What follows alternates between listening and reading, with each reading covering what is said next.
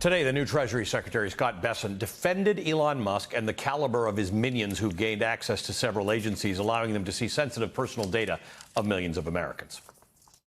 These are highly trained professionals. This is not some roving band going around doing things. This is methodical, and it is going to yield big savings. We have no idea that that's true. We have no idea what they're doing or plan to do with the data, or where it's going, or how it can be used in the future, or even by whom. But we're learning more about Elon Musk's team of cronies thanks to a body of important reporting from our next guest, Victoria Elliott at Wired. In her latest reporting tonight, she reports that claims from the Trump White House and the Treasury Department that Elon Musk's Doge team had, quote, read-only access to the Treasury Department's payment systems are lies. Quote, at the time these statements were made, a Doge operative did, in fact, have write access. Not only that, but sources tell Wired that at least one note was added to Treasury records indicating that he no longer had write access before senior IT staff stated that it was actually rescinded, end quote. Victoria previously reported that engineer in question, 25-year-old Marco Elez, had administrator-level privileges, giving him, quote, the power to log into servers through secure shell access, navigate the entire file system, change user permissions, and delete or modify critical files. That could allow someone to bypass the security measures of and potentially cause irreversible changes to the very systems they have access to, end quote. Now, the Wall Street Journal reports that Marco Elez resigned today, quote, after he was linked to a deleted social media account that advocated racism and eugenics. Just for the record, I was racist before it was cool, the account posted in July, end quote.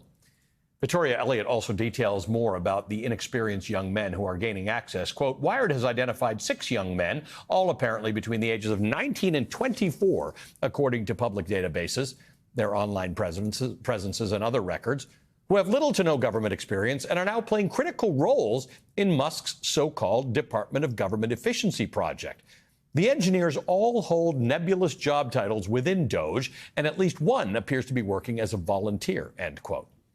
4 of them have A-suite level clearance at the General Services Administration, leading one source to, quote, worry that the new teams could bypass the regular security clearance protocols to access the agency's sensitive compartmented information facility, end quote. One member of Musk's team of Doge bros rated this sensitive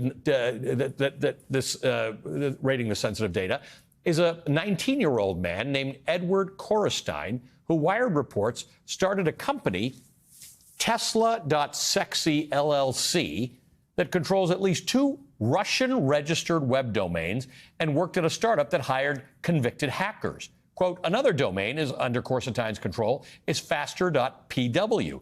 The website is currently inactive, but an archived version from October 25, 2022 shows content in Chinese that stated that the service helped provide multiple encrypted cross-border networks, end quote. Domains in Russia, content in Chinese, access to critical information. What could possibly go wrong? Joining us now, Victoria Elliott, Platforms and Power reporter at Wired.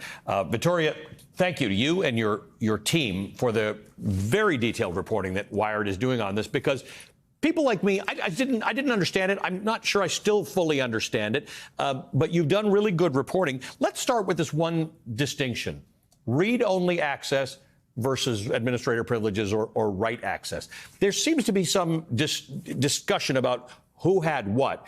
I want you to tell us about what that is and whether it matters.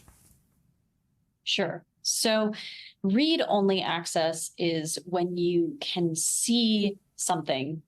Sometimes if you're on a Google Doc and you're able to see the document, but you can't edit it, that is the regular person experience of read-only access. So you know what's in there, you can see the information, you can't change it.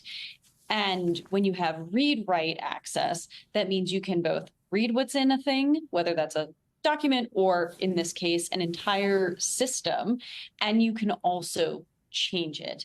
And so this is a really big deal because it's, already pretty sensitive to be able to see some of the code or to see some of this information.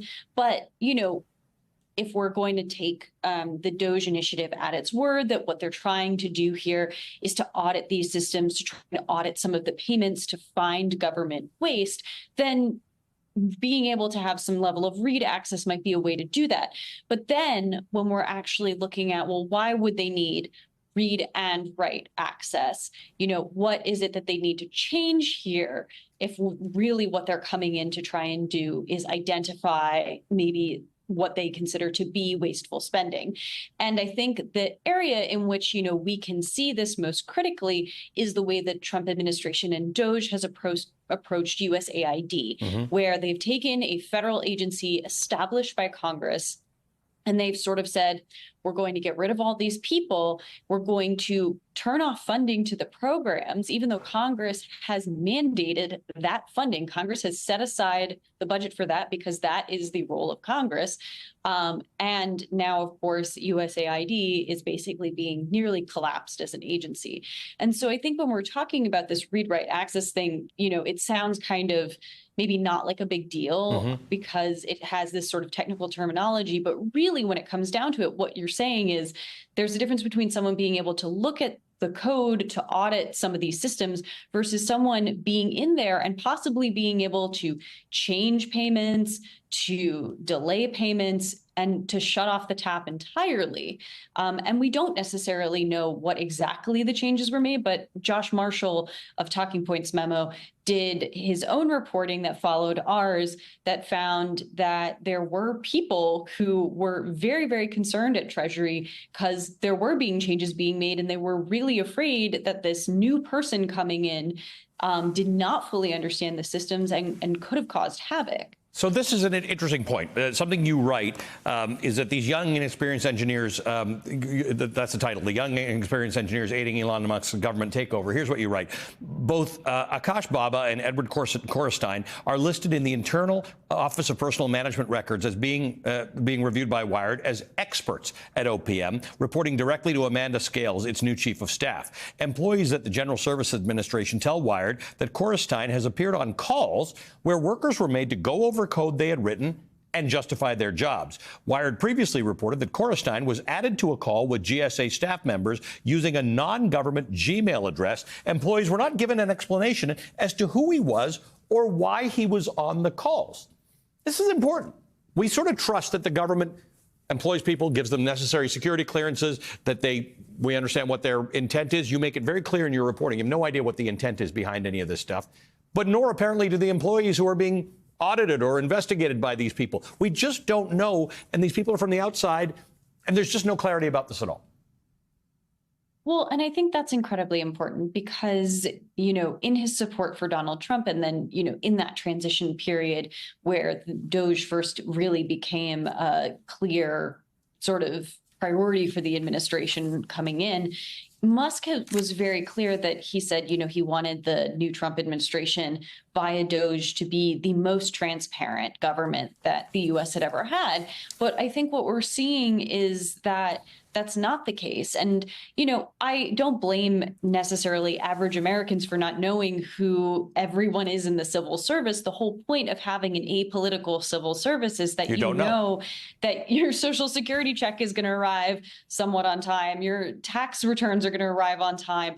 Your, ability to get on a plane and be safe is going to generally be the same no matter who sits in the Oval Office.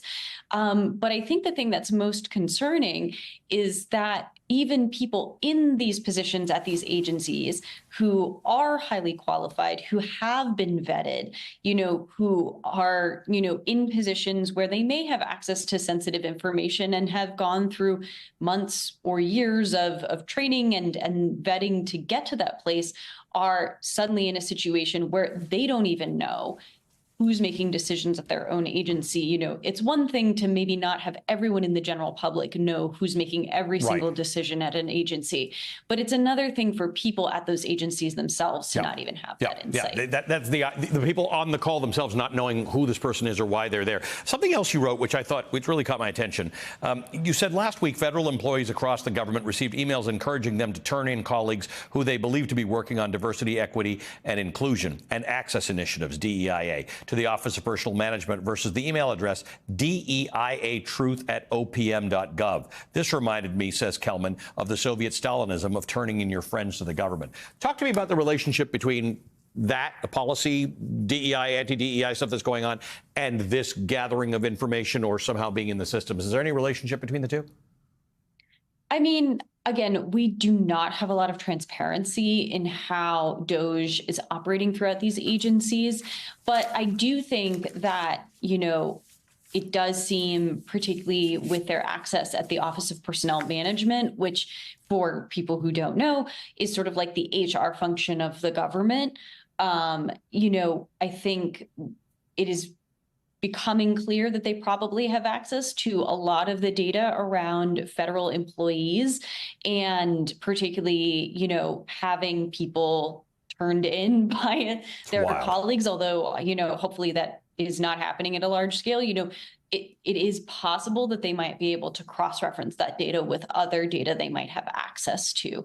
But again, we don't know. This is speculation because DOJ has not been transparent about what it's doing in these agencies.